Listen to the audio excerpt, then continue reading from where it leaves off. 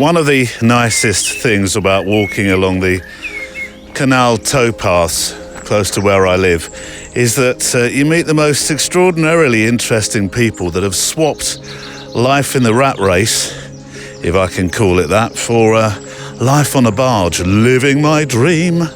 And I was rather hoping to introduce you to two people I met last week when I was out walking with Giles, my bestie Giles, along this path. A couple that had done just that. This is their barge. I can see it along here, but they're not out. They were out sitting just doing stuff the other day when we met them. I was hoping, because it was a sunny day, the same might happen. Let me just get a sketchbook photograph. Quite bright today. Along the towpath, 160 ISO. Ducks in full voice, F5, 1300 shutter speed. There we go. A sketchbook photograph to start the day. I wonder whether they'll be in. It would be nice to introduce you to them. And before we start the show, a human message. I think you'll get the idea. Thanks to Art Helper for supporting this show and keeping us here. And I say that as a human, which apparently now needs saying even more. Art Helper, you see, is a professional networking community for human artists with a real-time feed of work and discussion and news and a global directory of human-made art. Made by humans for humans, featuring humans. I think you get the idea. It's free to join at arthelper.com/sign up. arthelper.com/sign up. Today on the photo walk. There's such a joy with writing. If you can get into it in a way that it's yours, it's not for anybody else, it's not to impress anybody else, it's literally to try and unlock what's going on in your head. It's kind of self-therapy in a way, and it brings so much kind of lightness and helps you pinpoint anxieties or pinpoint issues. That's Sean Tucker, who is back today to talk about, here comes that W word, writing. Actually, just before I do my introduction to the show, I did walk past the barge. They're not in. Oh, pups, there's a bike coming. Stay there. Wait. Morning. Enjoy your ride. Yeah, the barge dwellers are not in. Their dogs were on board. I could hear them. They thought that I was maybe one of them returned home. They were going bonkers, but perhaps they'll be there on the way back. Who knows? Yes, Sean Tucker is back today to talk about writing. But Neil, I hear some people shout in the style of, I'm a lover, not a fighter. But Neil, I'm a picture maker, not a wordsmith. Well, that said, I'm hoping sincerely that today will become an episode where you come to realise, with a little help from Sean, and possibly some writing of my own later on, that writing isn't or shouldn't be the scary, oh my God, I feel like I'm back in school event that it certainly can be for many, including me at times. It's a chance today to approach the where do I start, what do I write, do I need to use long words thing, really.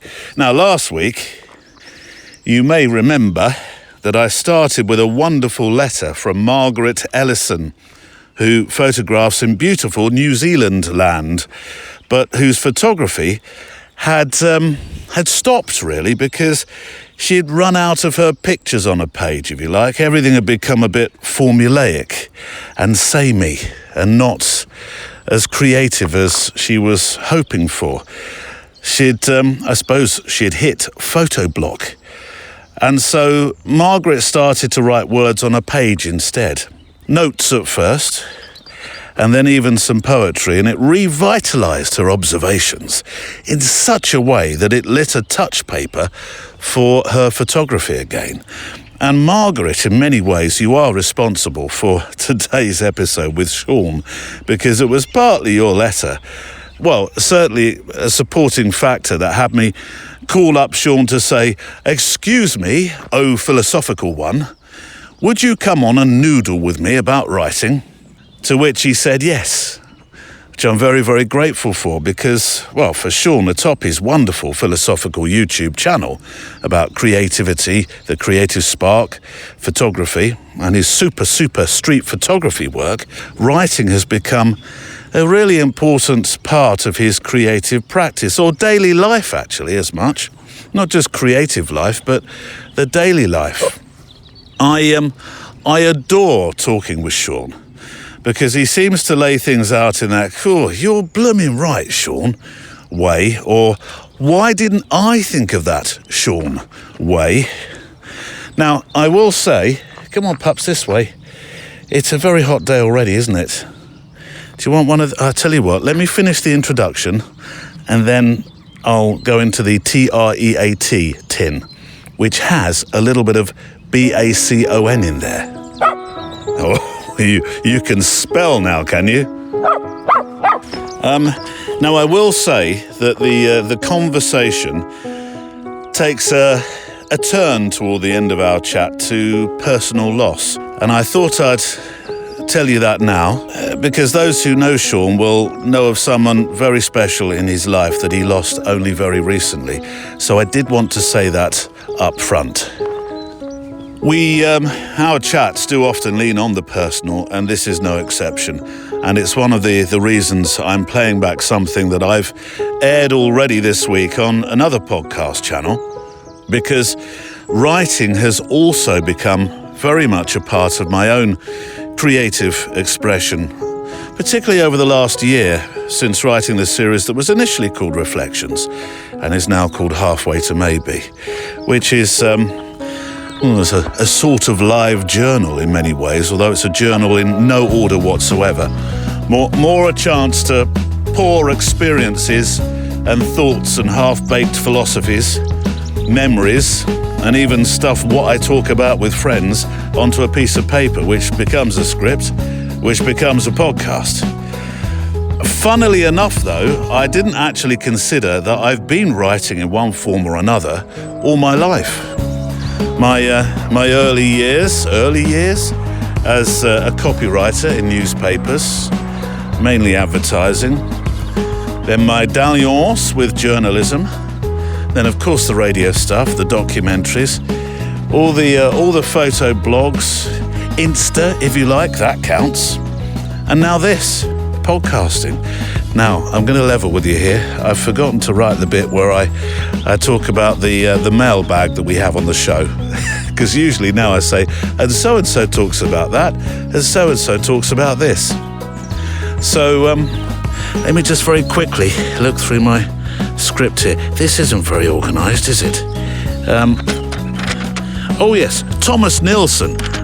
He's going to talk about photographing with extremely strange cameras. Kelvin Brown has just the best film to tell us about. And Adam Flack puts to bed the question I had about what on earth I was hearing barking at me along the path. And I don't mean you, Barney. Come on, this way. We've got a photo walk to do. And you're destroying the piece. Come on. No, don't be like that. Come on, this way.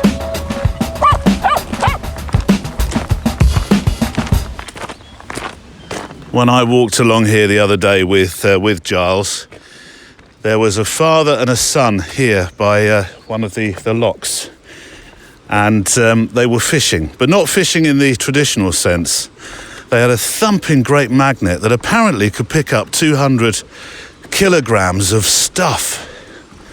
And they were fishing for stuff like lock handles, those sort of things that are really handy to those that have canal barges that frequently lose them. This is where they were stood. I quite like this because there's shadow. There's a shadow coming off the white bar that's leading down towards that's leading down toward the water. That's really contrasty. Oh, I like that a lot. Let me get a couple of sketchbook pictures. Then I'll read the first letter of today's show. What keeps this going, honestly, is the things you spot. If you enjoy wandering and noticing, slowing down enough to properly see, what's around you instead of rushing on by it, then I think you'll probably feel at home with this podcast here. The email address for the show, pups, come away from the side of the water there. We're right next to the lock. The email address for the show is stories@photowalk.show. Come on, this way. He's getting a lot braver by the locks. Come on, you hate swimming. You wouldn't want to be in that. Here is an opening letter then from Thomas Nilsson, from the land of meatballs. His words, not mine. Furniture, flat packs and ABBA. Not going to sing though, or my neighbours across the street will have opinions, says Thomas. You can sing ABBA whenever you like. I don't think there's a rule about singing ABBA, is there? I know when I go and photograph weddings that often they've given a DJ, if it's a DJ, they'll give him or her a no ABBA rule, thinking that we're too trendy for ABBA. Yeah, stuff a bit of Waterloo on, or Dancing Queen, or hell breaks loose. So, no, there's never a wrong time to sing ABBA, that's for sure. Anyway, Thomas says, in the last year or so, I've had occasional issues with the urge to grab a camera and head out into the real world. We've started the last couple of shows with those sort of thoughts, I know. That's nothing new, he says. That urge does tend to wax and wane, often syncing up with the amount of light outside, especially here in the sometimes frozen but often quite wintry grey realms of southern Sweden. Thank you for giving me a tongue twister.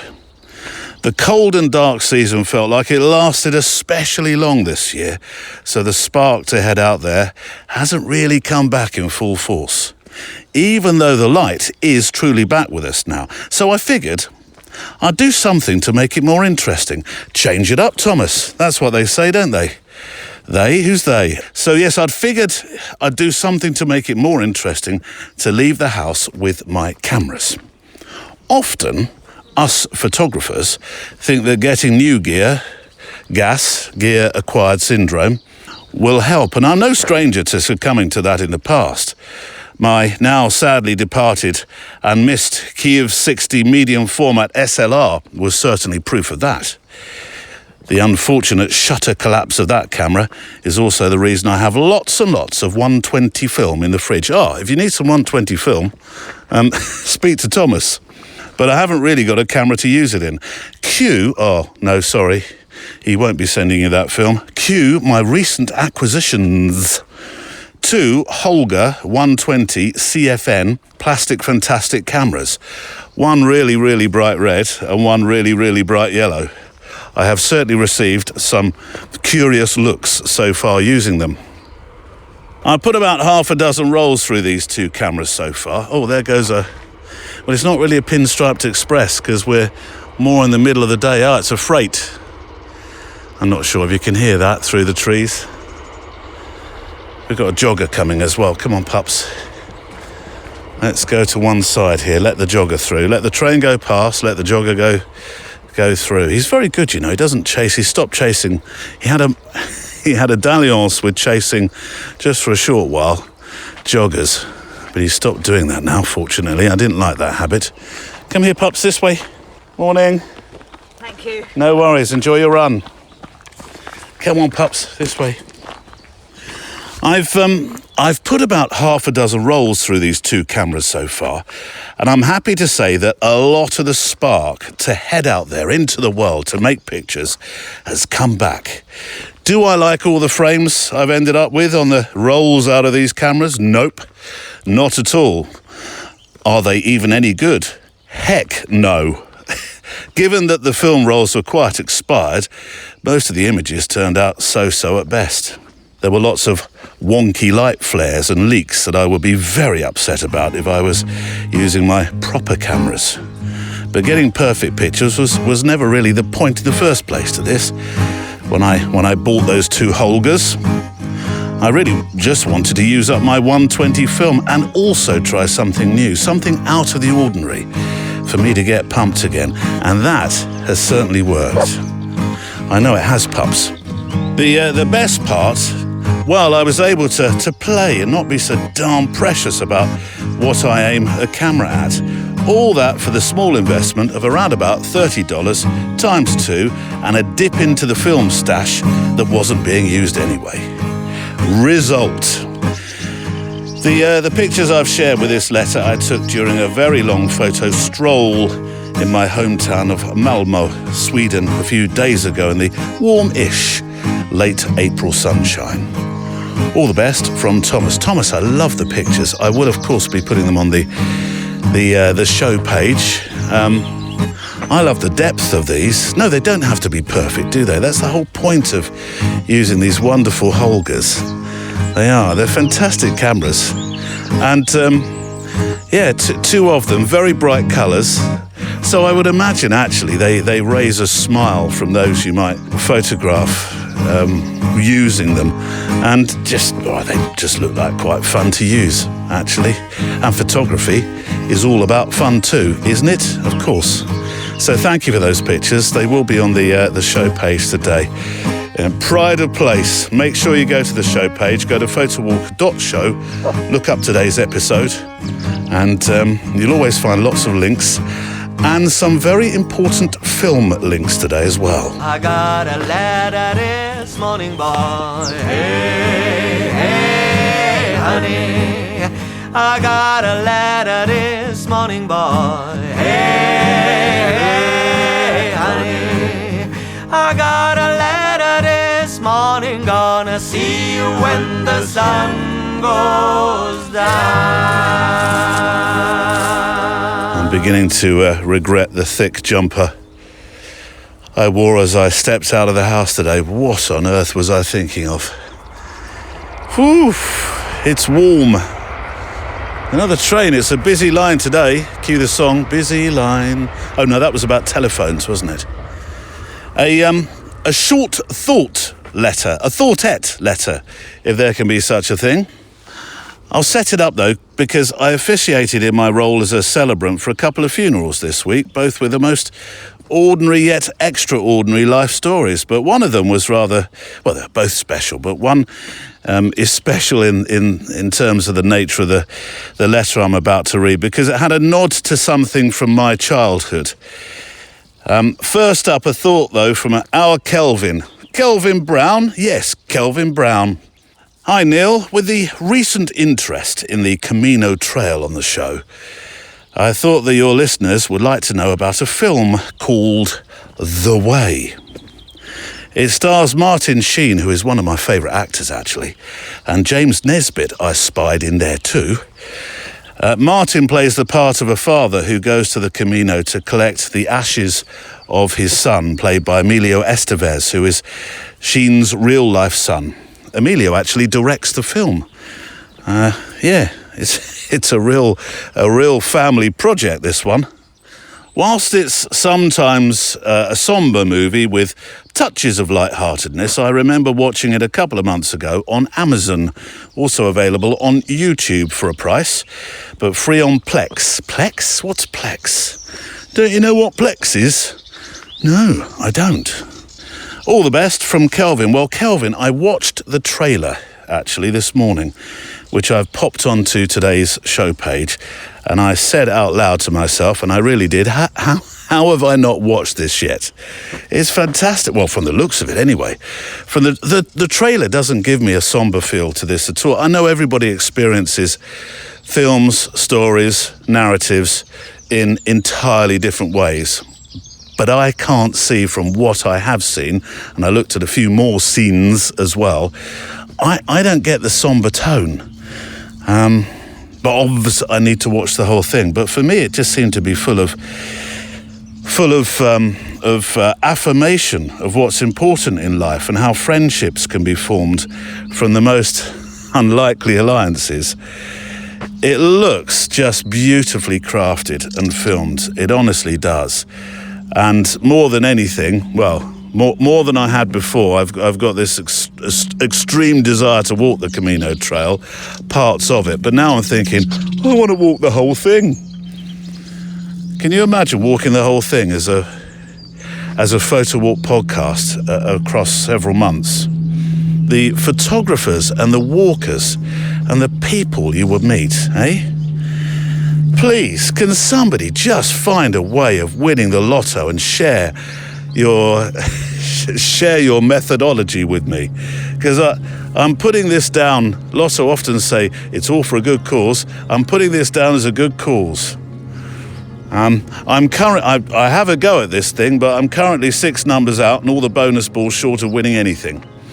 But I did pick out something when I was watching this trailer that particularly stuck with me, really, and those were the ending words on the trailer, which I'm going to read in a moment.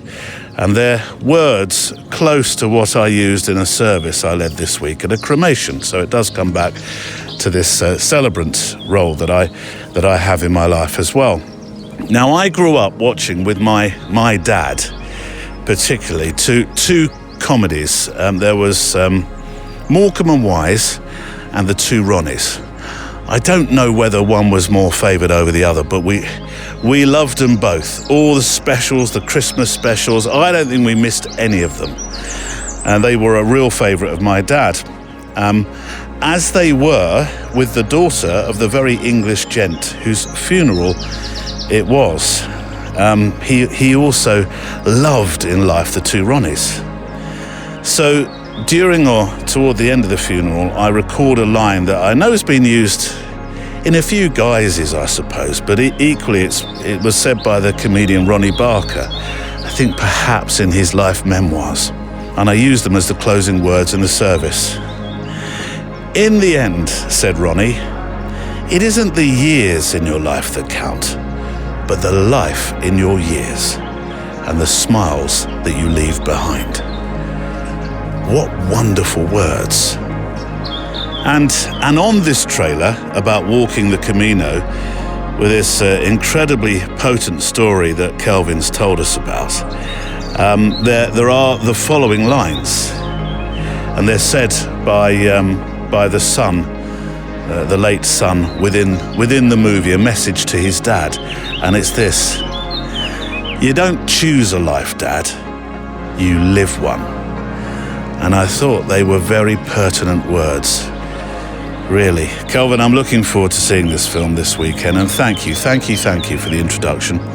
Very special, completely suited to the way that we think about walking and the paths and the conversations we have as we walk those paths each week after week on this show. Right, 2 parts of my conversation today. First part coming now with Sean Tucker. It's about writing this week. Well, we talk about creativity of all guises, and it's writing for a change from our friend Sean Tucker.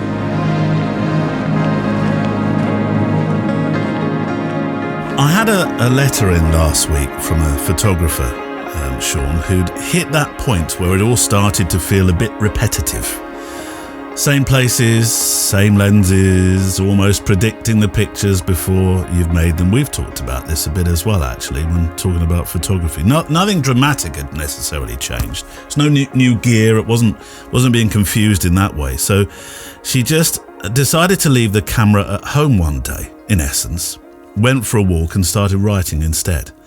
Small things, observations, people passing by, the weather, things that she saw that she'd usually take photographs of. And oddly, that seemed to loosen something up because the photographs came back later on.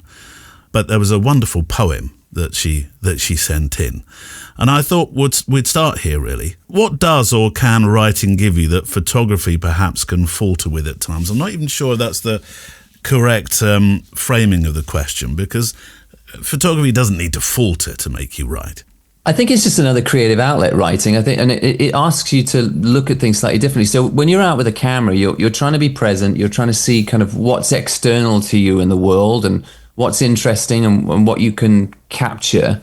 But I think when you hit a wall with photography, and I've, like your listeners' email, I relate to that so much, because when I hit a wall with what I'm actually doing with photography, you know, especially when I'm starting to take similar images and I'm sort of repeating myself, and I want to go deeper and ask myself, why am I doing that? If I then go and sit and write, it's less external and more internal for me. So I have to draw from inside me. Why am I doing this? Why am I making these images? And it could be journaling, like just sitting and journaling about the images you're making and where you're at in your photography journey and why you're making the images that you are, and asking yourself why that's going on. I think writing is by nature very introspective. Yeah. And so it maybe helps you get a handle on why you're doing what you're doing, so that when you go back out again, you've got that kind of raison d'etre about why you're making the images that you are, and then you can be more intentional about going forward as well. So I always encourage photographers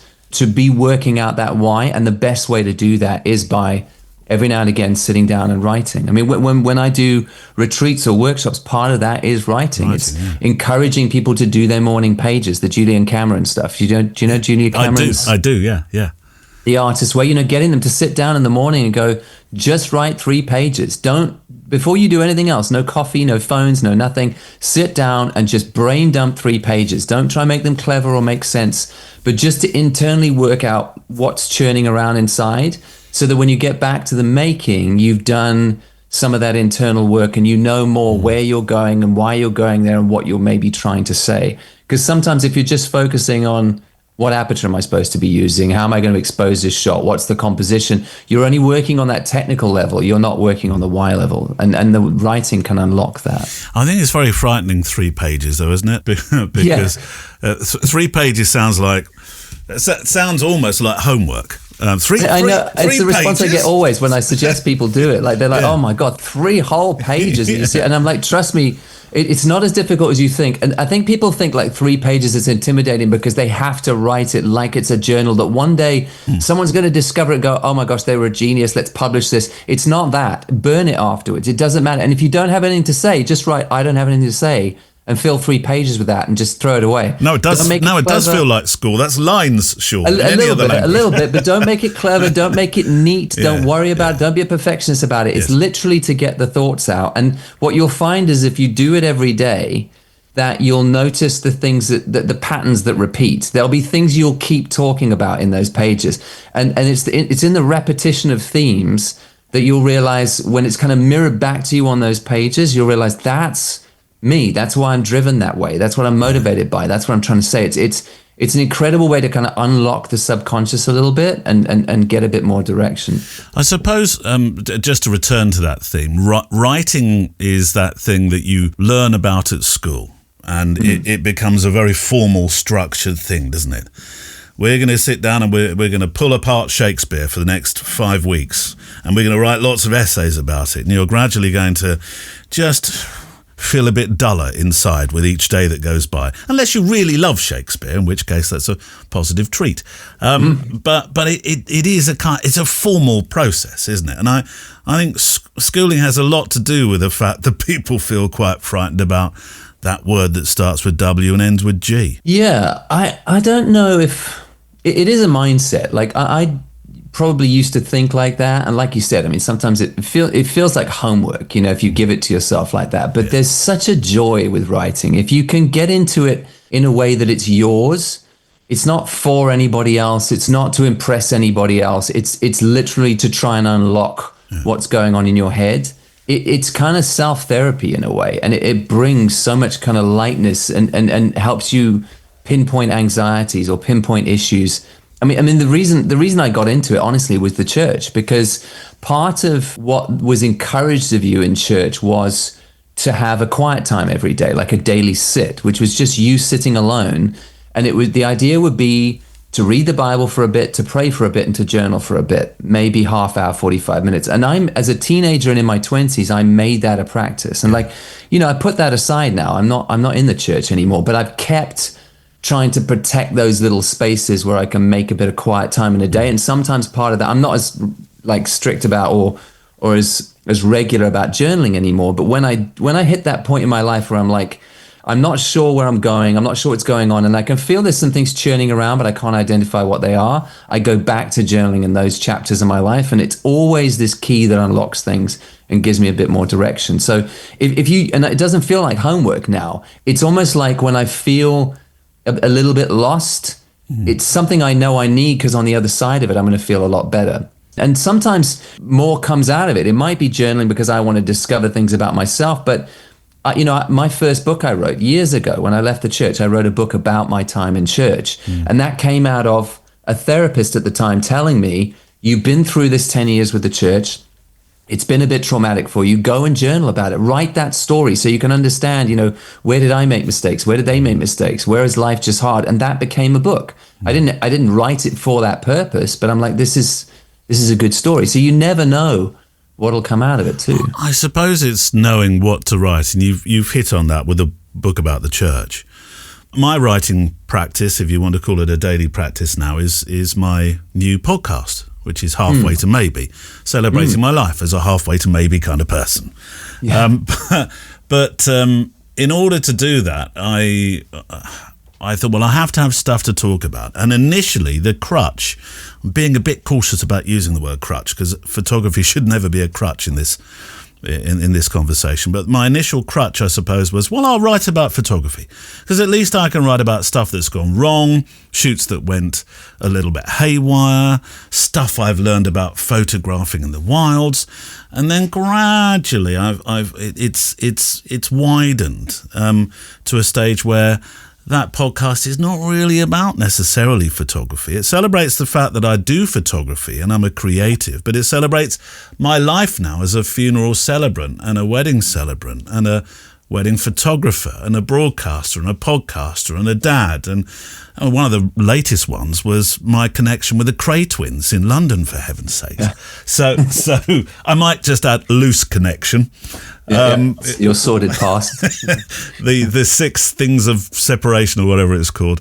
So I think that's the problem for most people with writing, isn't it? What the hell am I going to write about? What is possibly interesting in my life that anybody else would find interesting? When actually you're writing for yourself initially in the same way that you photograph for yourself. Yeah, but even if you're writing for other people, I'm still a big believer that you write your own story best. And you might think your own story is uninteresting, but it's not, because we're fascinated by each other. We're like just how human beings are. We get information about how someone else thinks, and it gives us a bit of, comfort. It's like safety in numbers. Oh, they struggle with that too.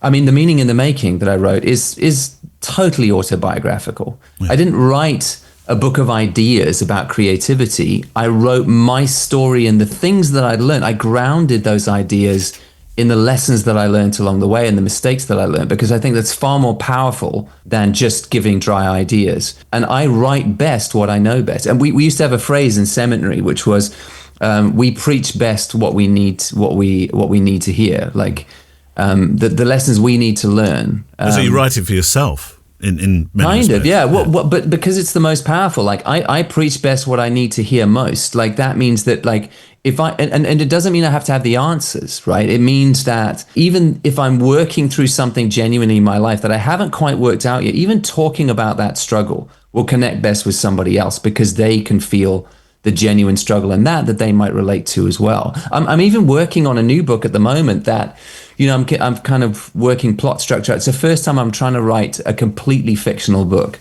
Wow. And even in that, like the main character is a 12-year-old boy.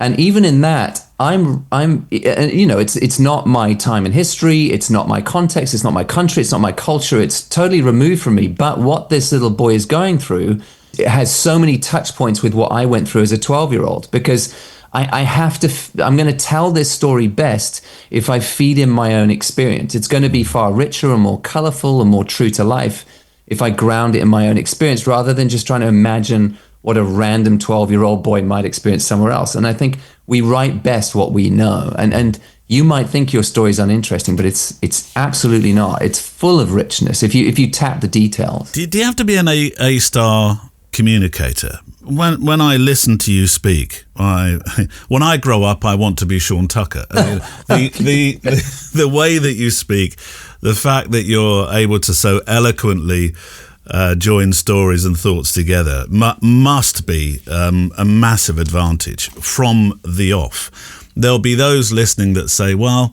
I don't really talk like Sean.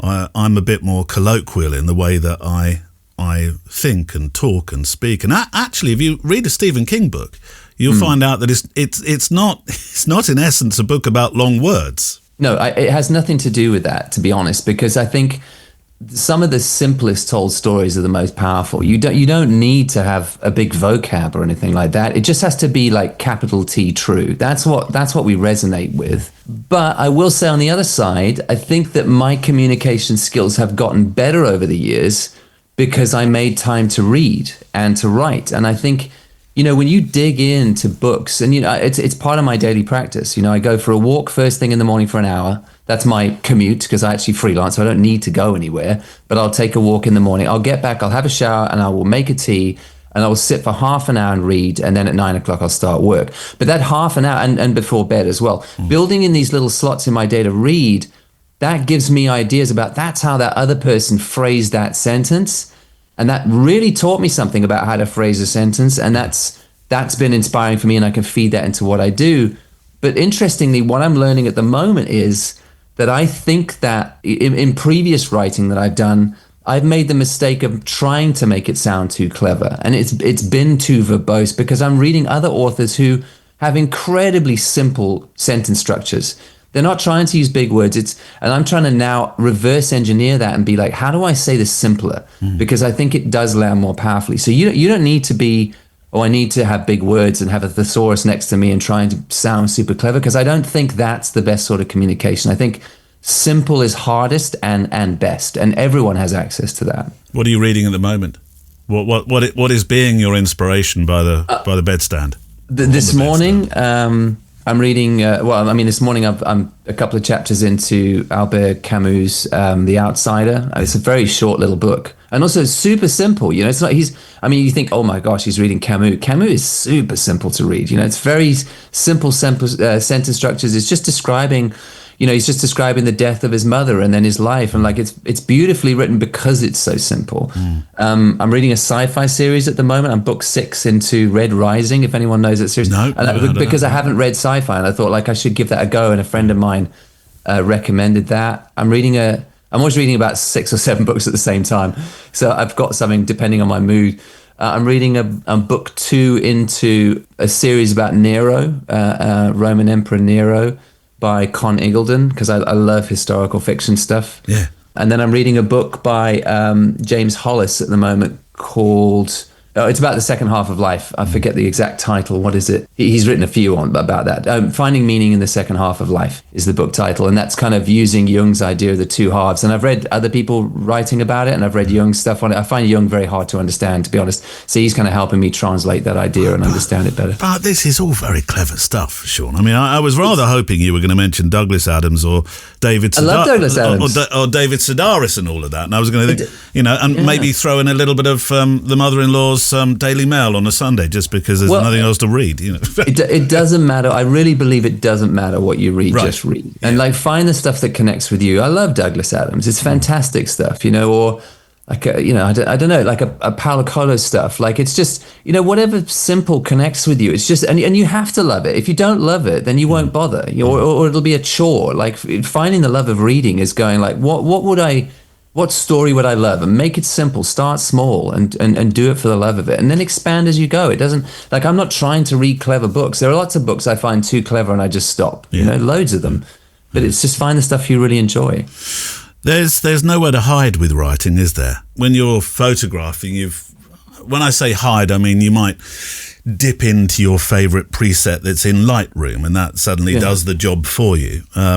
But with writing, well, unless you use AI, of course. And I'm not suggesting that AI is the devil incarnate here, because it's not necessarily. It's the way that you use it, and perhaps we'll come on to that in a moment. But unless you're using that, there's nowhere to hide. It's you and a pencil and a piece of paper. It's true, but there's something beautiful about that. It's like, I guess in your analogy, it would be like shooting film instead of digital, and not being able to edit things to the nth degree. It's just trying to get it in camera. You're right. You don't have anywhere to hide. It's your thoughts on a page, and it's what you think as this human being at this point in history, and owning your thoughts. It is quite exposing to write, and depending on what you write about, obviously, but it is quite revealing. But I think that's what makes it beautiful on the flip side of it, on the receiver end. It's when you take in something that somebody else offers you as their thoughts at that time, as honestly and as vulnerably as they can. Yeah. That's what makes it super powerful when you get it right, you know.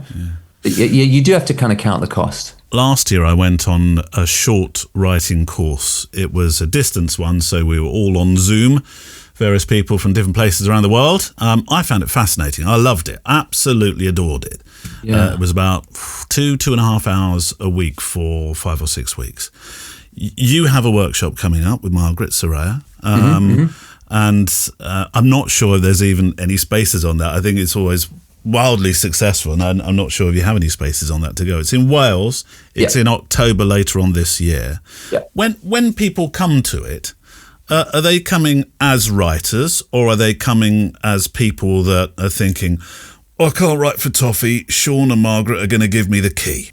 Yeah, it's mostly non-writers, to be honest. It's Right. It's a lot of photographers, because we're both photographers as well. So we do attract that. A couple have written more, obviously, but we're not trying to teach you how to write on that. Like we're definitely, you know, I'll do a couple of presentations about writing to give you some ideas, but it's more about giving you the space to write, to take time and think things through and write for yourself, and then having a little community where we can share that writing with each other and get some feedback and what we're kind of working on. Some people don't want to give feedback. They just want the space, and to be around other people makes them feel more creative.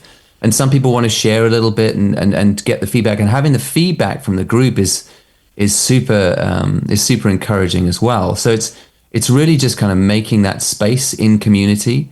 And I'm the same, by the way. Like it's funny, like most of the times that I've had to work on writing a book, when I get to that stage that it's just time to put your head down and start churning out words, I often want to do that in a coffee shop rather than at home on my own, because I find being around the buzz of other people, even if I'm not interacting with them, I find kind of helps make me more creative as well. So I kind of totally get that idea, kind of writing groups and being with other people while you do that. Are there exercises that you practice with Margaret, with the groups? Because I remember a few of the exercises. We did one where we talked about a holiday, I believe, a vacation. Oh, in fact, there were lots of different exercises. And then sometimes it was speed writing.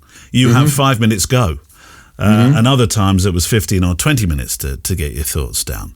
Yeah. I tended to lean on humour a lot, and rather than, I thought, I don't know what that says about me, but I thought I better try and make the group laugh. I don't know why I went down the comedic road, but I did. I mean, we do definitely.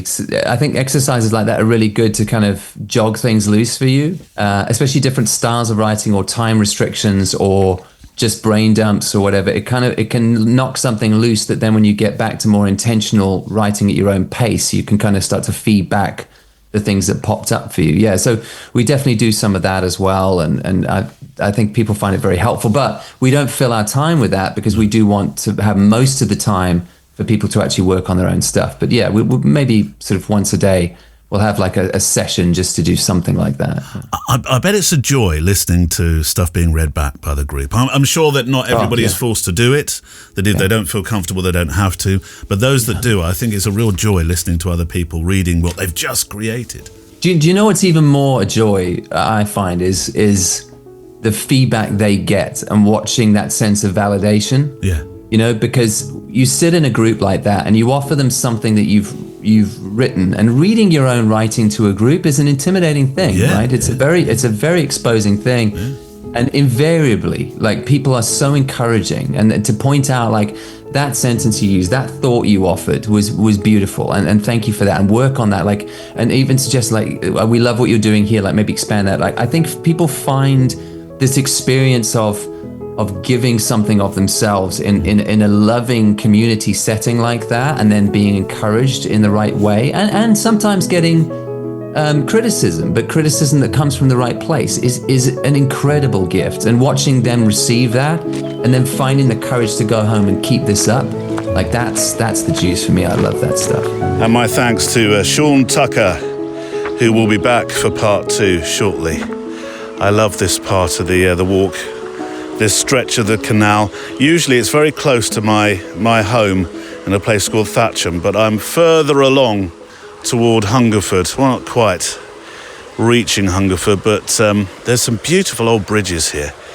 I think they have stories you can look up. This is bridge number 71. Look at the brickwork on this, beautiful. Let me get a photograph, a sketchbook photograph.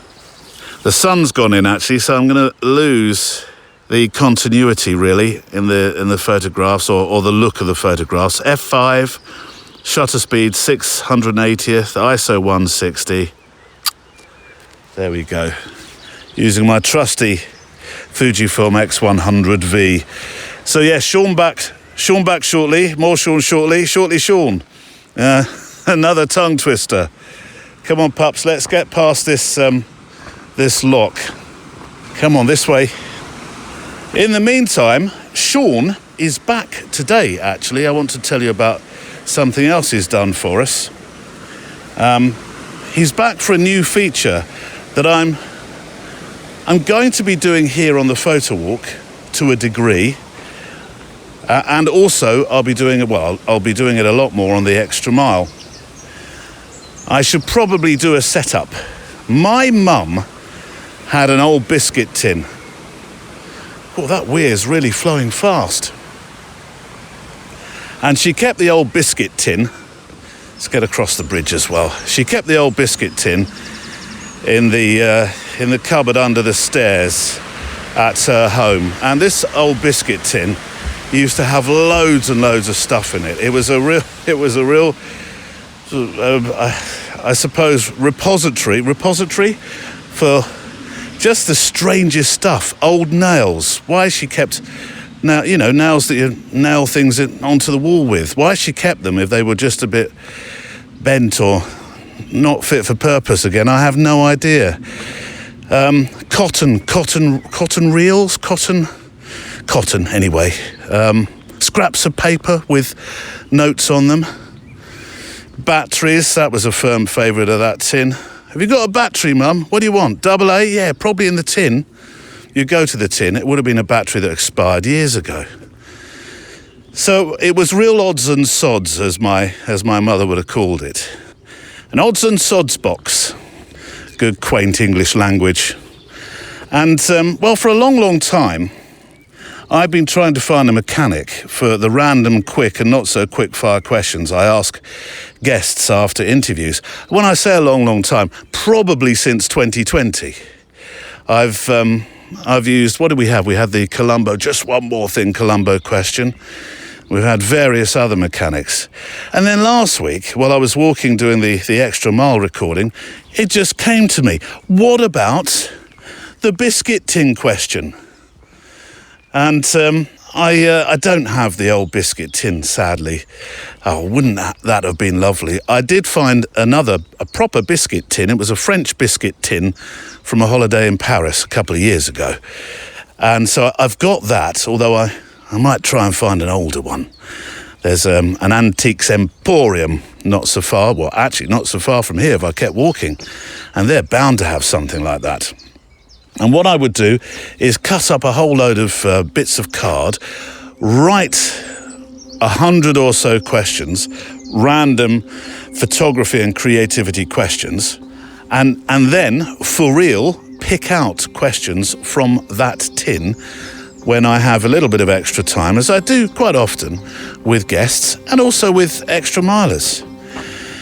And there is a way I want it to work here too on the photo walk, which I'll come back to. But in the meantime, I'm going to play you just a few moments of the first outing of the biscuit tin question, which will occasionally appear then within the Extra Mile show. It is appearing today, and it features this week Sean, who comes back for 15 minutes or so to face the biscuit tin. On this week's Extra Mile. As a street photographer, I'm a very shy street photographer, and I don't take shots because I'm afraid of disturbing people. So there are lots of missed shots I don't take because of worrying about disturbing people.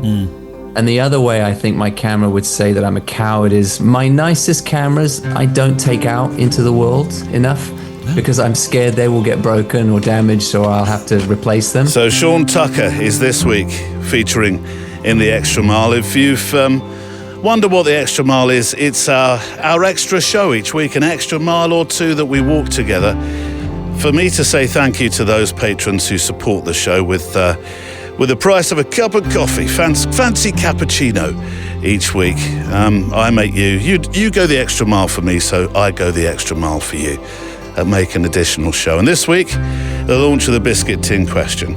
Now, I'd like to use it here as well. I'm going to ask you whether I do it every week or not. I'm not sure. We'll see how it goes. But each week I'm going to ask you a question I pulled from the biscuit tin. Usually it will be random. Today it's not, because I needed something that I think fitted more with writing. So this one is not randomly picked out, it was chosen, but it will be in the biscuit tin. And it seems apt, and I'd like to use this as a conversation starter. So if you've never written into the show before, that's what this show is all about. Connection with you, your ideas, your thoughts, your pictures, that kind of thing. You don't have to send pictures in. Often we get so many stories that are simply about your creativity and what drives you to make photographs. So here's the biscuit tin question. You can write your answers to it to stories@photowalk.show. Stories@photowalk.show. This is the question. What's the title of your photography autobiography? I think that's a lovely question. What would be the title of your photography autobiography?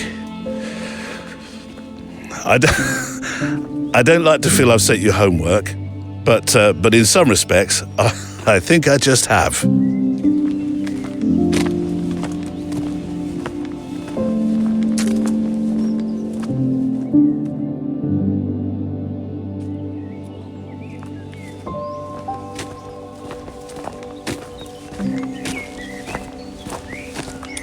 The further I walk along this towpath, the quieter that this path becomes. You hardly see any walkers along here, which is always more comfortable for me talking into a microphone.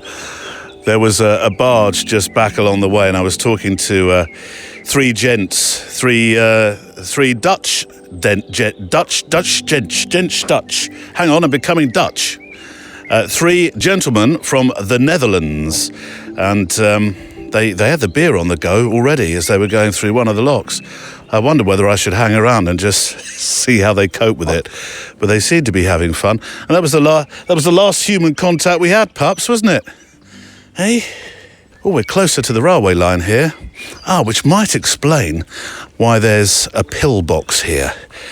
One of those concrete machine gun positions that were set up during the war. I see that they're beginning to bring some of these back to life. They are eerie. I never like to look into the little gaps that people would have poked guns out of. Go on, pups. But they have a fantastic history, don't they? Or rather, an interesting history, very varied history, alongside the railways and the canal towpaths. There's a few books about them as well. Keep meaning to read one. Another thing on the list of things I need to do. Here is a letter from Adam Flack, and it's a reference to the sounds of the walk a good few weeks back when I heard this strange barking noise. At first I thought it was just the other listener, winding me up as they sometimes do, hiding behind a tree, being a bit daft, but no, it wasn't. Good afternoon, Neil, says Adam. The barking noise you heard at the start of episode 519 was a muntjac deer bark. You may well know this, or indeed explain it later on during the episode, because I haven't quite finished listening to it yet. Well, I hope you have by now. Anyway, in case you didn't know, I thought it might be of interest. A muntjac. I've attached a photo of one I took a couple of years ago whilst walking on my local common here in Norfolk to photograph the adders, a favourite subject of mine. We both stumbled onto each other just a few metres apart, and I'm not sure who was more surprised between us. It's one of my favourite photographs, always reminds me to keep my camera to hand, as you never know who or what you may bump into. Really enjoying the podcast, firm favourite and often an inspiration. I'm pleased about that. All the best, Adam. I love the pictures, Adam. I shall put them on the show page today. Up close and personal with the muntjac. a bit too close with the adder, I might say, but your pics of the muntjac, gorgeous. They are pictures where you can almost feel them asking the question, what's that guy carrying? Is that one of those camera things? Get me best side, will you? Go on, here. Go on, now. Pups thinks I'm calling him for a T-R-E-A-T. Do you want a T-R-E-A-T? Here we go.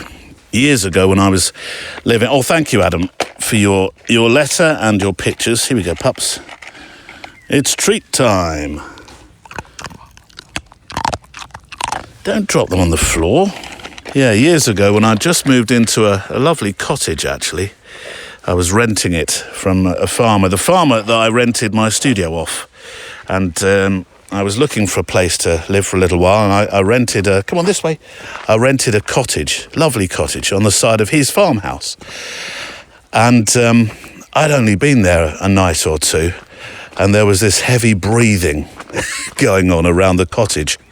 And I thought, what the devil is that? Well, quite literally probably at the time, what the devil is that? It was a very low, heavy breathing noise. I thought, it's horrible. I love being in nature, but I'm not quite sure I like this nature. So I slept with one eye open and had the chair against the door in the bedroom that night. And then in the morning, I saw Nigel the farmer. It's a very farmer name, isn't it? Nigel the farmer. Nigel Brown, which is a very farmer name. Farmer Brown. Yes, true, really. And I said, there was this funny old noise last night. And I did an impression which amused him. And he said, that's badgers mating. I'm sure that's the animal he associated with it. Yeah, that's badgers, he said, mating. Don't worry about that. You might have to get used to it. There's a lot of it that goes on around here. It was a den of badger dating that was going on. So yeah, these sounds that you hear in the wild are fascinating, aren't they? And we don't really have sounds of things that can bite you, rear up with great big claws. Well, we have a few things, but usually only when the pubs chuckle their clients out.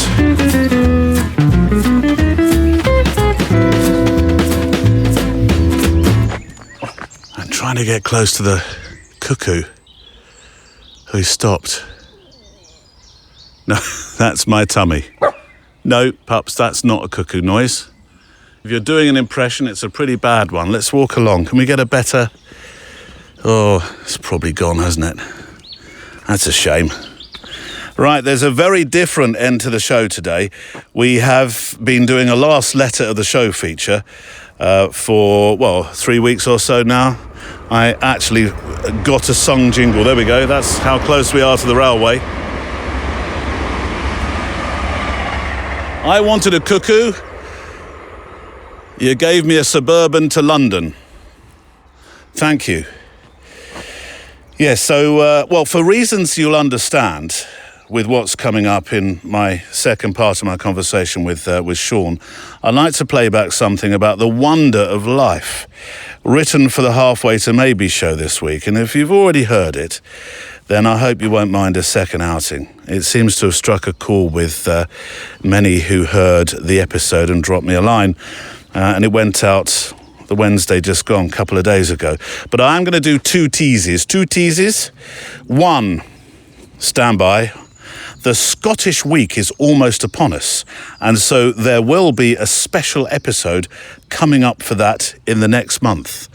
Hang on, there should be another one in here. 1.5, we have our special meetup adventure happening, and you'll find that on the website. So if you want to come on one of our meetups, we seem to do only one a year, then this year's is more toward the tail end of June. That's on the website. That's 1.5. Which leads me to 2, the second tease. We now have dates for Scotland, September 2027. What already, Neil? I cannot plan that far in advance. I know, but usually the September dates that we have for the Scottish photo retreat go pretty quickly because there's only 5 people that could come on each week unless we have a couple in one of the rooms. But usually, yes, 5 is the number that we can take. So I'm giving you advance warning, really, saying open the calendar, boop, boop, open the calendar. We are back to September. We moved it this year because we're in Mongolia photo walking in September this year, as you probably know. But for 2027, these are the dates. Sunday, the 5th of September, until Friday the 10th, although you leave on the Saturday. That's our photographic retreat week. The Lochs and the Highlands. And either some more printing. We're doing photogravure this year. If that goes down really well, we might do that. Or we could be back in the dark room, one of the two. And then Sunday the 12th until Friday 17th. Again, you leave on the Saturday, though, which is... this is going to be our very, very, very first standby Writers' Retreat week. We will be journaling across the Highlands. Which doesn't mean you can't bring a camera with you, of course, because... I would imagine many of those words will be to do with the pictures that you make as well. But it's a focused week on the art, the act, the catharsis, the practice that is writing. And we will bring in one of our published writers, hopefully Merrin Glover, because she's fantastic.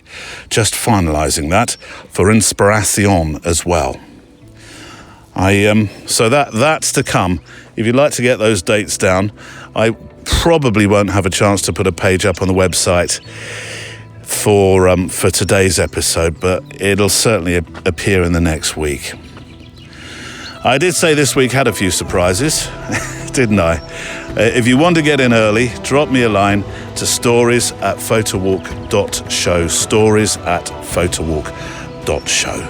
It seemed odd, you see, not to mention it, even though we don't have a page for it yet, when you consider the subject, the topic of the show today. And there is one more thing. I knew there would be. A Columbo moment. Just one more thing. Third tease. Go on then. The zine, talking of writing and pictures, is being finished this weekend. It should have been done last weekend. My homework wasn't in on time. I'm in lots of trouble with Neil, who's editing this, but it's this weekend or bust. And so next week we will have the grand reveal. I think, before I think of any other things to mention, we should rejoin Sean. What do you think? Yes? After which, yes, I'm going to close in a very different style today.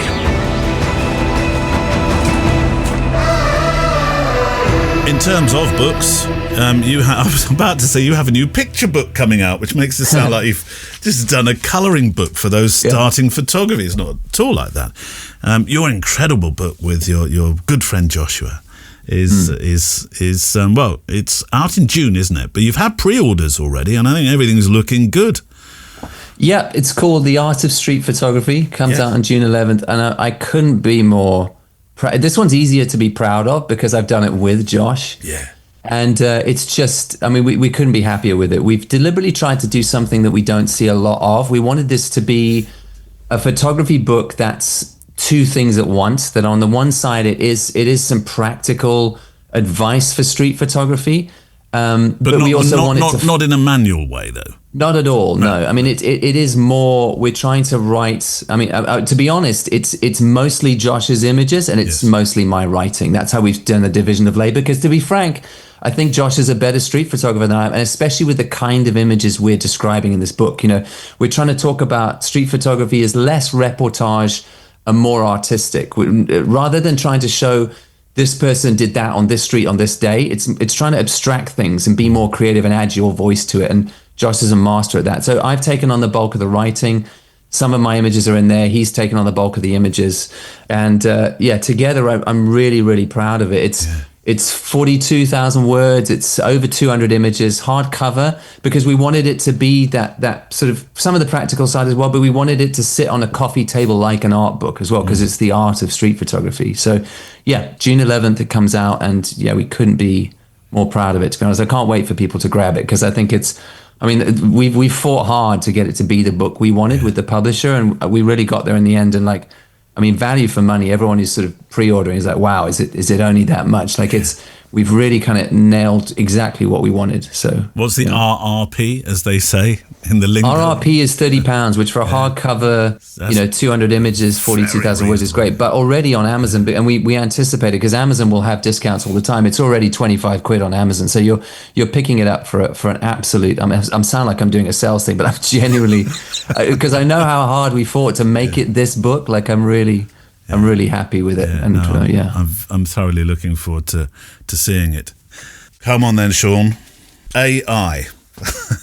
Now, is it a good or a bad thing, indifferent or otherwise? I feel like I've just done an exam question. Discuss. I think, personally, I'm asking you a question, but I've done the thing I was always told in journalist school not to do. I'm going to tell you what I think. It's your podcast. Yeah, I know, but all the same. I believe that AI is not the bad thing that people think it is when it comes to helping you to write stuff. And I know writers who use it and who use it proudly and will exclaim that they do. Now, I think sometimes people use AI and then they feel like they need to make an excuse straight away.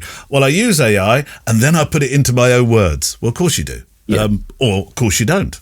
Yeah. It's such an interesting topic at the moment. I'll tell you for me, and this is not like, I'm always aware that sharing how I use it or how I think about it, like it sounds like I think everyone should. Everyone needs to make up their own mind. But for me, I will use AI at the moment to flesh out ideas, kind of like I would have used Google 5 years ago, to search through ideas and stuff. I find that it will help me process ideas better. And then I will, but the ideas are mine. It's really trying to help. Which way could I go with this? So it will spark thoughts for me. Then I will do the writing because I don't want its voice. I want my voice. Even though I'll be honest, AI is getting very good at learning my voice. Frighteningly good, yeah. Yeah, it's very scary. Yeah. But like I still insist that I do the writing. And then on the back end of the writing, the other way that I will sometimes use AI, and to be honest, I've only really used it this way for video scripts at the moment, is I will feed, because I write too long, like I'm too verbose, and I know that. I will feed what I've written back into AI and say, help me tighten this because it's too long. And the way that it kind of catches ways that I'm repeating myself and saying things too many times or in too many ways, it will strip that out and tighten it back up.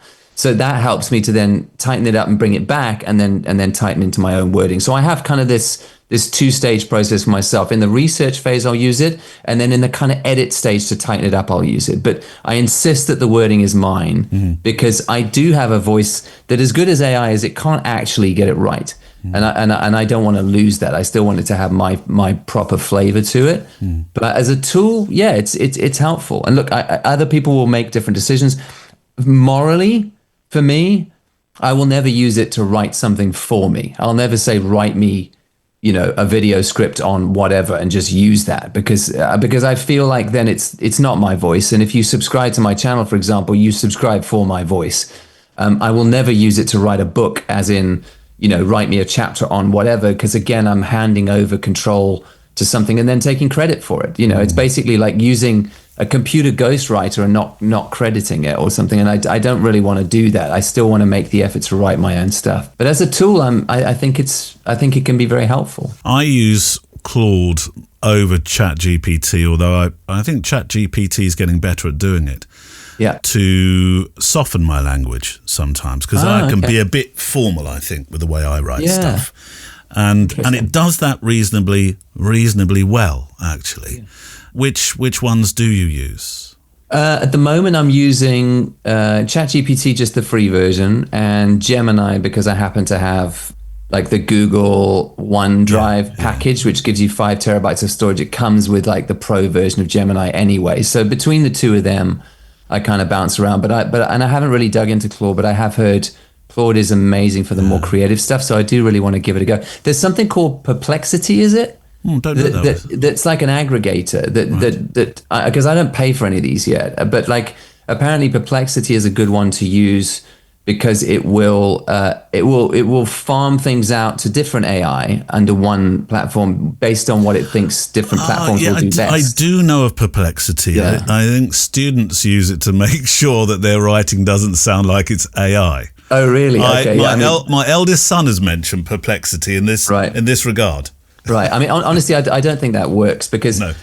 It's still quite easy to detect AI because you can literally feed someone's writing. If you copy and paste it into an AI detector, it's pretty good at picking it up no matter where it comes from. So I still think you need to be very careful about trying to get AI to write you something and pretend you wrote it, because I think you can be found out already, and I think it's going to be easier and easier to catch you out as technology advances with it anyway. So yeah, I would still say use it as a tool to help tighten your writing, but don't fall into the trap of just trying to get it to write you something and pretend it's yours, because I think it's a slippery slope, and in the long run I think that will date badly, it'll age badly. It's interesting that you say that AI, it's easy to figure out stuff written in AI. So my grammar isn't always fantastic. I put speech marks in the wrong place. I picked up all sorts of bad habits since I completely forgot how to write properly since learning at school. So I write my piece and then I do shove it through Claude and say, could you correct my terrible grammar, please? Yeah. I have done an AI check on what I've written pre and post. And as soon as my grammar's corrected, it says, oh, this was written by AI. And I'm thinking, how dare you? I wrote the piece. All you've done is stick some speech marks in. Yeah, that's cheeky. Yeah, that's I think it's still a bit clunky, that whole process. Yeah. It's also like, I mean, it's ChatGPT's classic. The minute there are like, it's full of M dashes. So suddenly, oh, hang on a minute, is AI doing its thing? But again, like seeing that, I'm like, actually, I like an M dash now because it makes sense to. I always used to use semicolons in the wrong way for kind of that bigger break in a sentence where you're sort of switching ideas or moving through to listing something. And I'm like, an M dash works better there. So almost looking at that, it's taught me to use those more intentionally as well. So even that's interesting. I'm even learning how to use grammar better or sentence structure better from AI. See, I'm too frightened now to use M dash because an M dash looks like it's come straight out of an AI tool. So, but it's the thing I've been looking for. Yeah, it's actually the thing I've been looking for years because I'm using semicolons wrong and I know it. You know? Do you think everybody has something worth writing down? I think I know what your answer is going to be to this, but will genuinely be people that will say, yeah, that's why I use pictures though, Sean, because I've got nothing to say, really.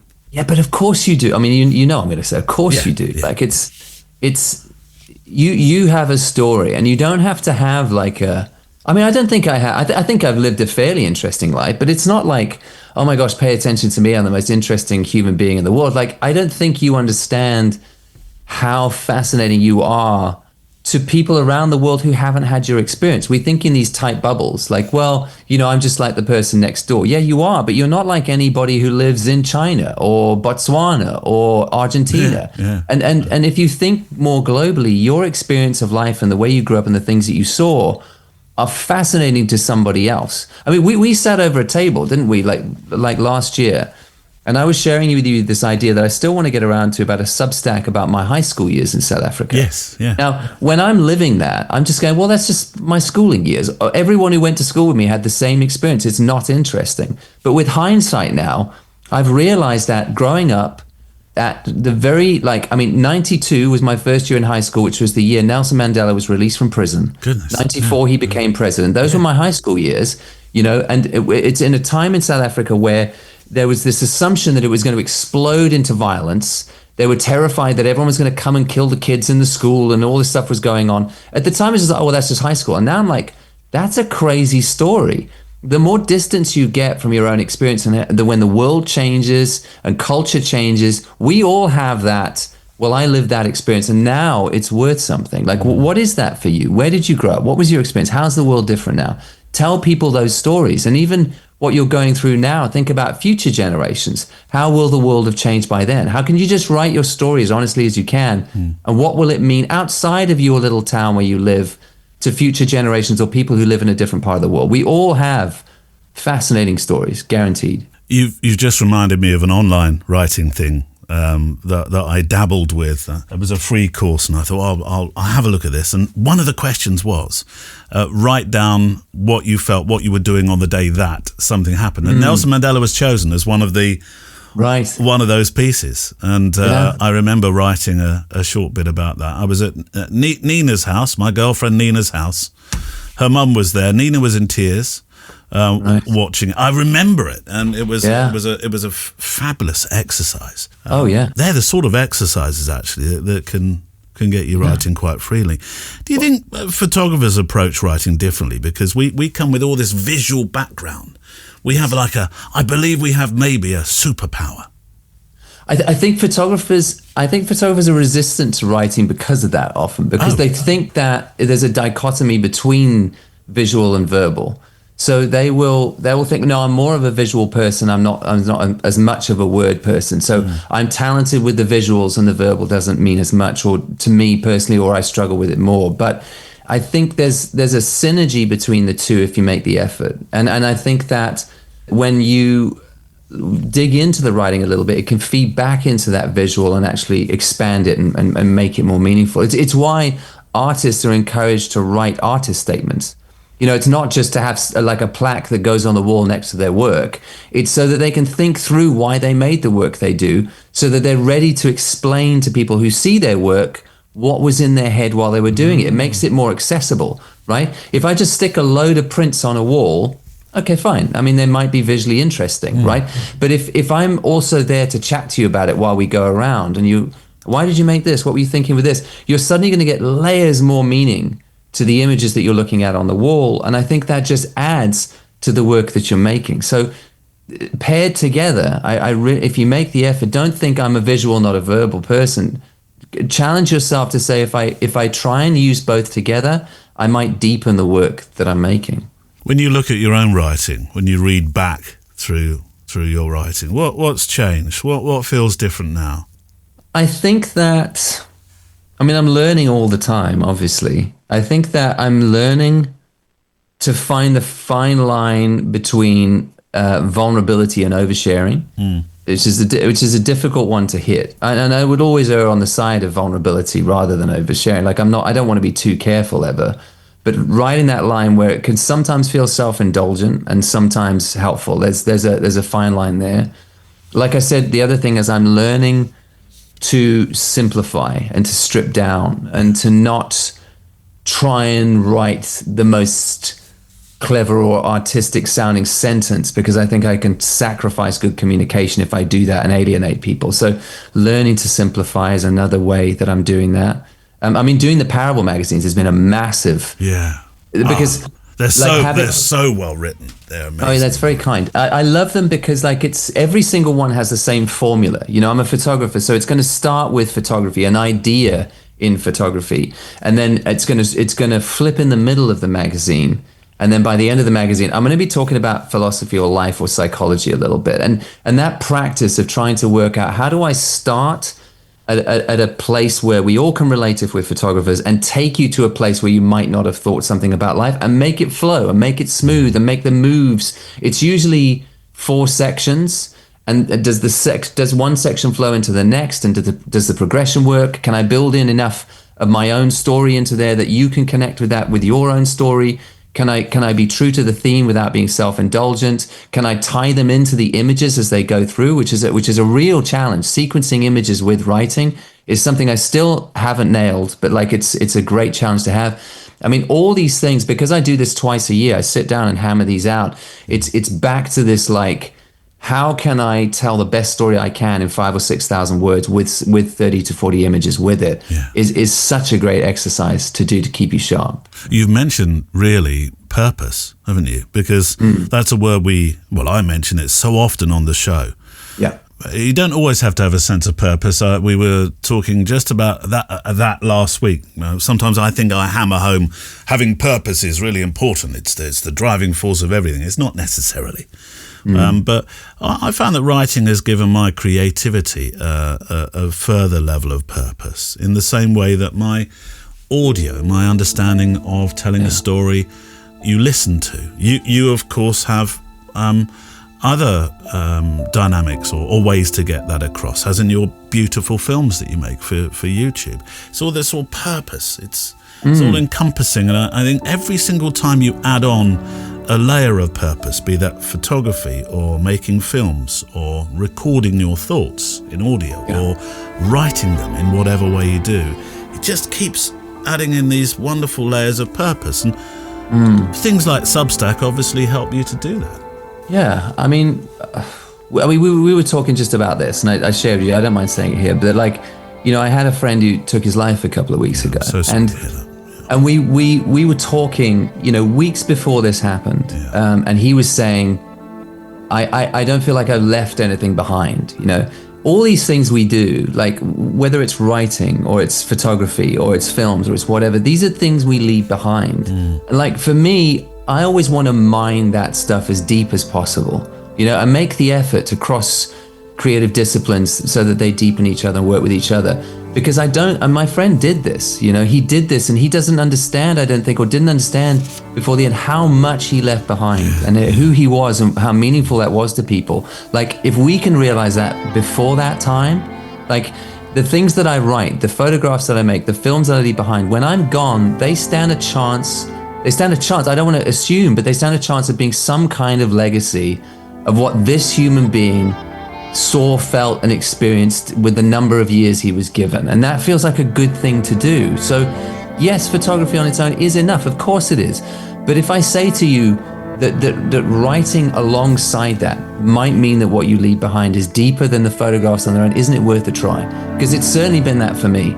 And it's more than worth it, for the time. And writing's painful, I mean, was it Stephen King who just said, like, writing is like, it's just like opening a vein and bleeding onto the page. It's a painful thing to do. It's difficult, but man alive, is it worth it if you can give your time and energy to it.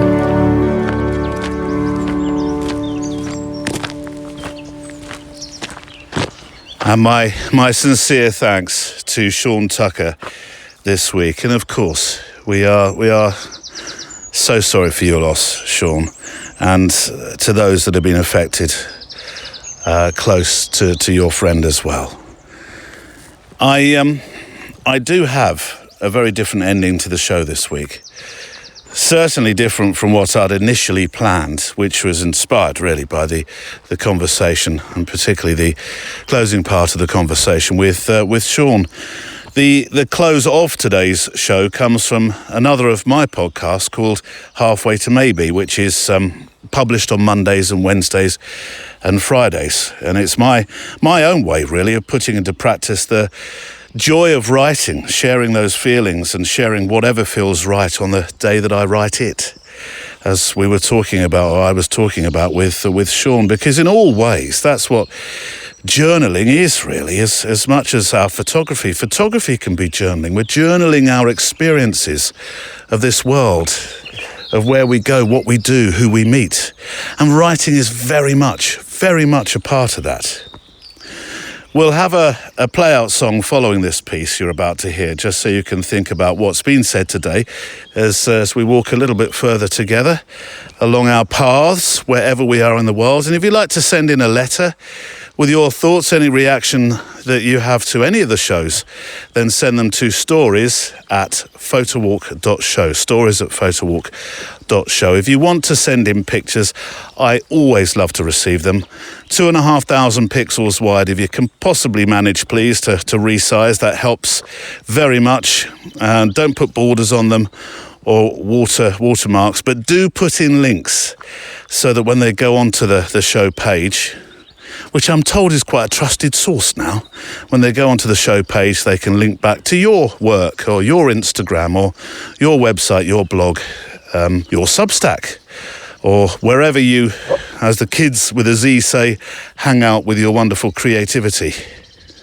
Now, when I wrote the piece you're about to hear last Saturday, before I'd even spoken with Sean, actually, the piece was called Gratitude. And then I heard some hatchlings in a bird box. I was working in the garden. What, you in the garden, Neil? That doesn't sound like you. Don't let him near anything that's valuable. He'll say it's a weed and chop it back. No, I heard some hatchlings. I was working on, had quite an adult project, actually. I was working on a pagoda. Yeah, get you, Neil. I was. Pergola? See? Pagoda, pergola? I've even got the wrong word. One of those things with a wood that pokes out from the house that you put vines over. That's the one, yes. Anyway, yes, I was going backwards and forwards to my shed, behind the studio, and I heard some hatchlings coming from the sound of little tweets coming from one of the bird boxes that we have in our garden. And that experience alone, really, what I'd planned to publish on Monday on my Halfway to Maybe podcast, these shortish thoughts I have each week, they're around about 10 to 15 minutes, it completely changed. And so that's why there wasn't a show on Monday, because I rewrote it and rejigged it again and again following this experience of life and these hatchlings. And that's why there's only 2 Halfway to Maybes this week. So I'm going to play you Wednesdays, and I thought long and hard about how to bridge between a conversation about loss and legacy and life with a piece I'd spent, 4 days really writing and changing about what occurred to me on the same lines, really, loss and legacy and life. So forgive me if this doesn't, as they say, land quite correctly, but, and this was the point I wanted to make, I think we spend quite sizable parts of life distracted, perhaps disconnected, certainly overwhelmed, alongside all the wonderful stuff that we experience in our life as well. That whole mixing pot of life. Rushing through days, and then suddenly, brutally, something happens, and it really does, and forgive the photography pun here, it really does sharpen everything into focus. You realise just how much people matter, how much small moments matter, like the little sketchbooked pictures we make alongside the grand ones, if you'll allow me another photographic connection. You realise the value of relationships, of connections, and very much of life, particularly at times like now, where the news isn't exactly a bundle of laughs to watch, is it? So what you're about to hear grew out of those thoughts, really. It's more about, it's about gratitude, though not in the Instagrammy way. More the strange miracle that we call consciousness. Yes, of being here at all. Of hearing birdsong, those beautiful hatchlings. Feeling the sunlight on your face as you walk along the paths, remembering somebody's laugh, grieving for somebody that you loved. And, grief is a part of love, isn't it?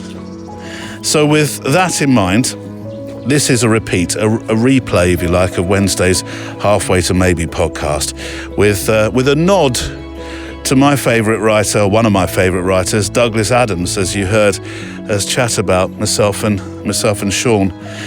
And it's a title for this piece which is very unwieldy, but it seemed appropriate. Am I really alive? Or is this all an improbable dream? And it starts at the bird box at the bottom of the garden. Have a listen to this.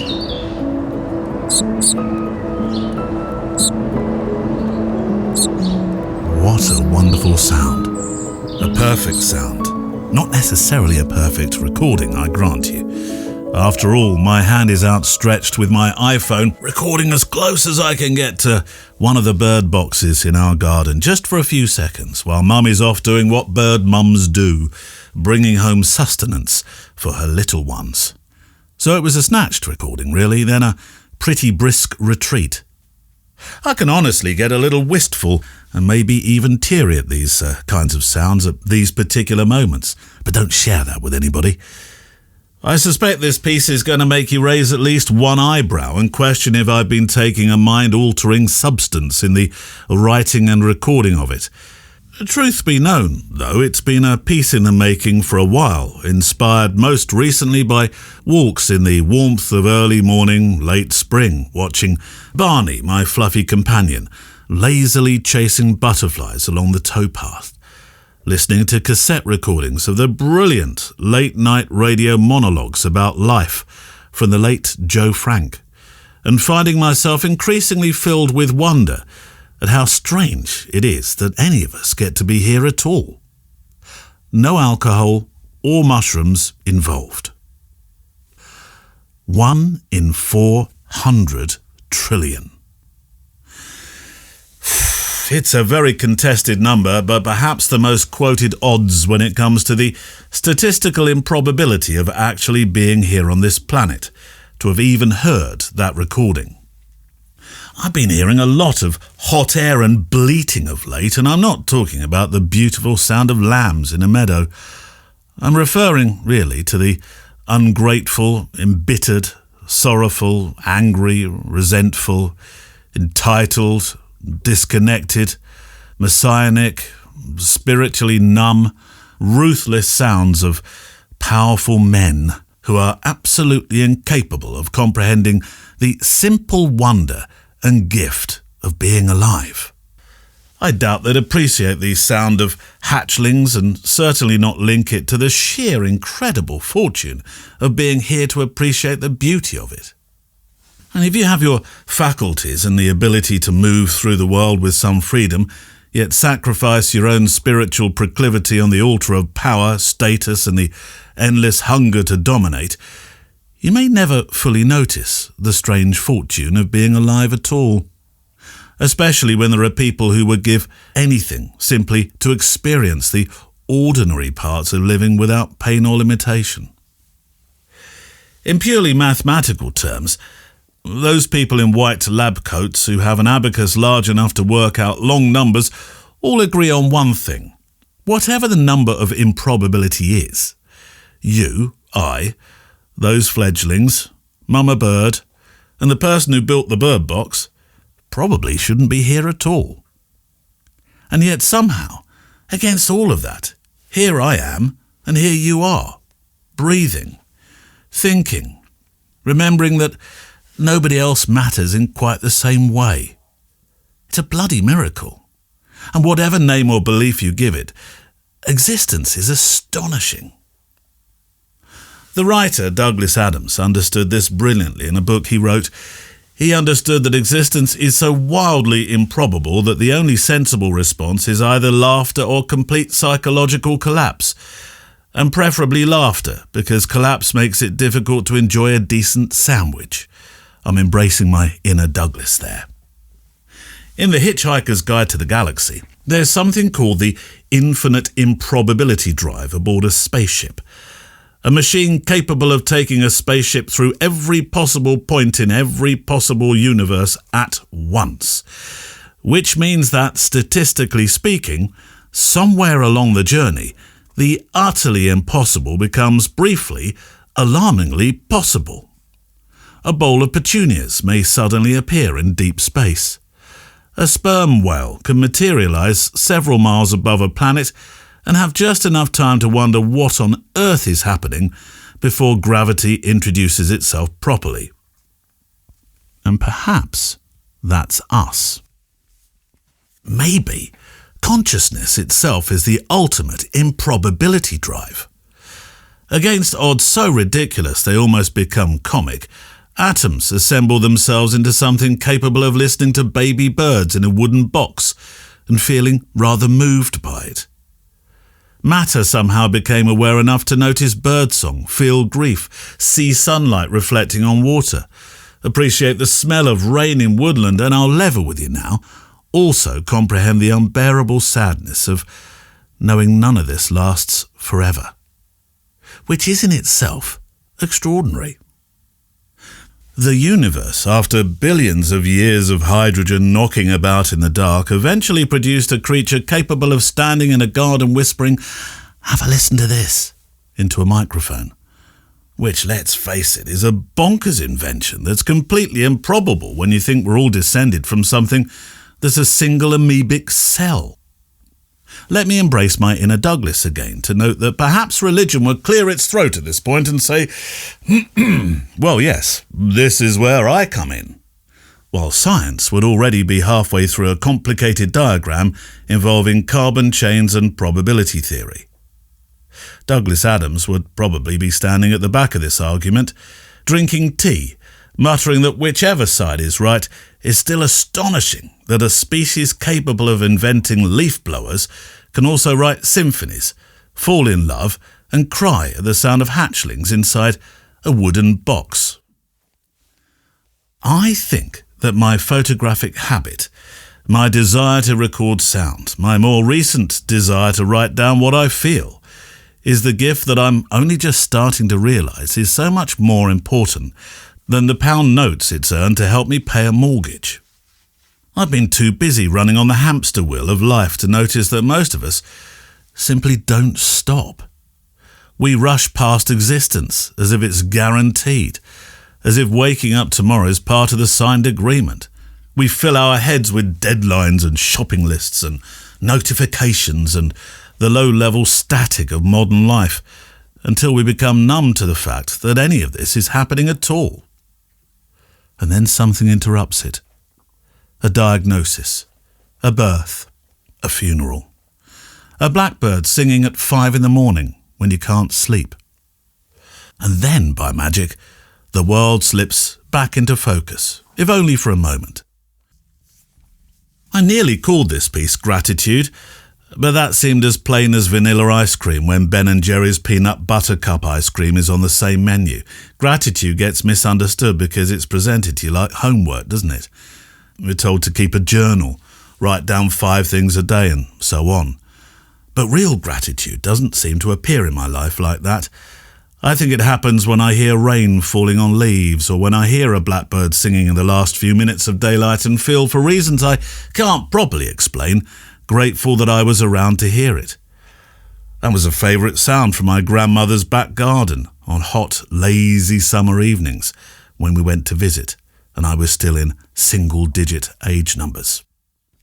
But come on, those little sounds in the bird box I recorded, the frantic peeping of new life demanding food before they even understand what life is yet, creatures no bigger than a thumb arriving into existence with absolute determination. That is magic. Maybe gratitude begins there, not with possessions or achievements, desires, but with awareness. Because once you really notice things, materialism starts surely losing some of its grip. I mean, not entirely. We all like comfort, don't we? Nice things, I'm not pretending otherwise. But when people reach the end of their lives, they rarely ask for one more chance to sit in better traffic. They want more sunsets, more conversations, more time with a dog asleep beside them, more walks, more ordinary Tuesdays they once thought were forgettable. It's perhaps a melancholic musing, but every now and then I find myself wondering what it would feel like if you knew you were about to read a story to your child for the last time because they no longer need you to, or no longer want you to, or because something like TikTok has stolen their attention instead. I think you'd read those final few pages very differently. You'd probably hang on to each sentence a little longer. Life is full of endings that don't announce themselves like that, including the last time your children want to hold your hand in public. The final time you hear a friend's laugh before illness changes it. And because we don't know when those moments arrive, they pass through our hands disguised as ordinary life. Maybe gratitude is simply understanding that ordinary life is just not ordinary at all. Look at what we get. The taste of cold water when you're thirsty. Bread, still warm from the oven. Warm coastal wind against your face. The strange comfort of hearing children shouting and laughing at lunchtime in the school playground. The smell of cut grass drifting through an open window. A dog losing its mind with happiness because, you came home. Music that sometimes understands your feelings better than language does. Laughter that arrives at completely the wrong moment and makes everything worse and better simultaneously. Even grief, in a strange way, points back toward gratitude. We grieve because something mattered, because we loved, because we were lucky enough to encounter someone or something worth missing. And that's the deal, really. To be alive is to become vulnerable to loss, but the alternative is nothing at all. No birdsong, no rivers, no taste of coffee, no autumn light through trees, no voice saying your name, nothing. And despite all the pain stitched through human existence, Most people still cling fiercely to life, even difficult lives, even broken ones. That says something, I think, enormous. Somewhere underneath all our complaining and worrying, we know this experience is extraordinary. A consciousness able to observe itself. And this is about as scientific as I can muster now. Atoms contemplating atoms. I know that sounds grand, maybe even slightly mad, but sometimes late at night it genuinely does hit me. Out of all the billions of years before I arrived and you arrived, and the billions that will come after we're both gone, I get this brief flicker. This tiny candle of awareness. I get to see trees. I get to love people. I get to stand in a kitchen at midnight eating toast while the whole house sleeps.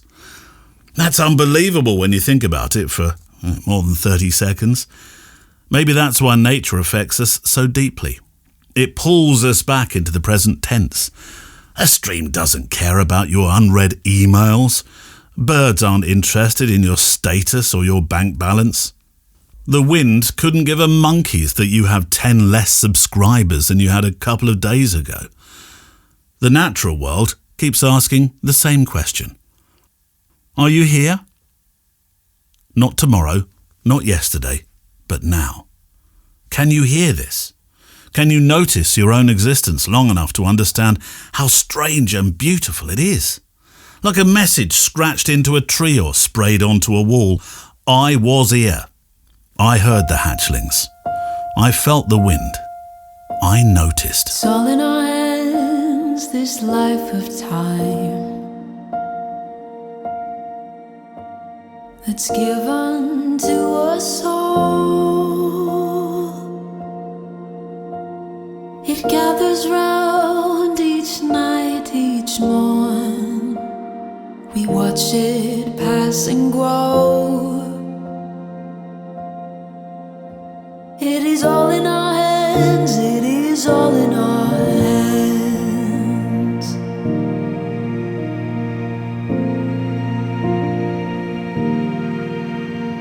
With every field and rising sea, can hear the sounds of all, and with every change we'll always be where hope's not lost but found. It is all in our hands, it is all in our hands.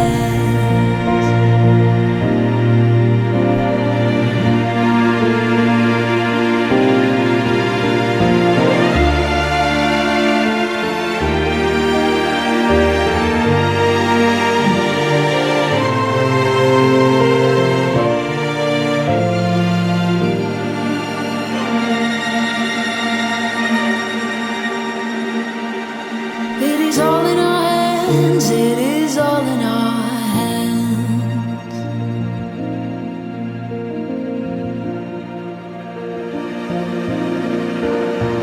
And we know the change will surely come. Maybe one more trip around the sun, but we'll gather here where land meets sea, where we can be as one. And we know the change will surely come. Maybe one more trip around the sun, and we'll gather here where land meets sea, where we can be as one. It is all in our hands.